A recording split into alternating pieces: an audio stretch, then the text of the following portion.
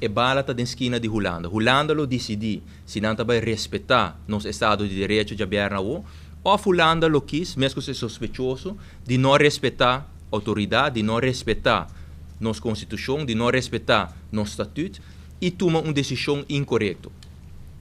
E agora a nós, mesmo se agente policial, lo também mestre atua contra a decisão aqui. E pensei, nós temos nos rapporten claro, e esse man aqui nós lo começar parte aqui na VNO, pero também na governador de Aruba, para sobre a trobe, nós não lo aceita uma decisão que vai linha reta contra a nossa Constituição. E me mestre bisa tem artigo que acaba de sair ayer, se me nota errar, na Koninkrijksrelaties, door de membro de prensa, senhor René Swart. Me mestre bisa, obviamente, artigo com nota objetivo e per motivo também, me quer, door o senhor René Swart a cobra também door de gabinete Mike Eyman suma nang basta grande de placa, conhecido documentar, pero tem parte hopi importante a salir se for de artigo aqui. E me quero ler essa aqui. Senhor René Swart bisa o seguinte, de político nang holandês. Eta bisa, senhor Richard Arends, ta wordo mira, door de político nang holandês, como é político, que também saca Aruba de situação que está dentro.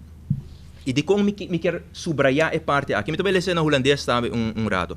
Arends wordt in politiek Den Haag gezien als exponent van een nieuwe generatie politici die de eilanden naar bestuurlijke volwassenheid moet leiden.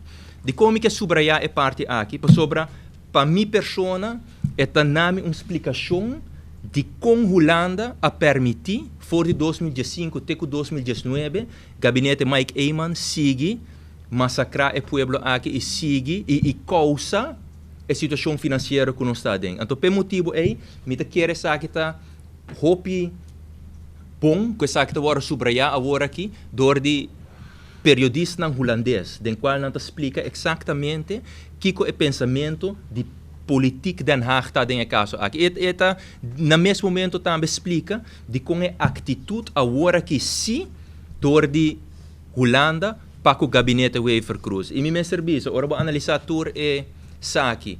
Então vou pôr banda de história que o senhor Nelson Orlando Odiber explica ayer através de hechos, bota compreender a atitude holandesa muito mais para o que está país Aruba, pero também especificamente para o que está regardar nossa autonomia.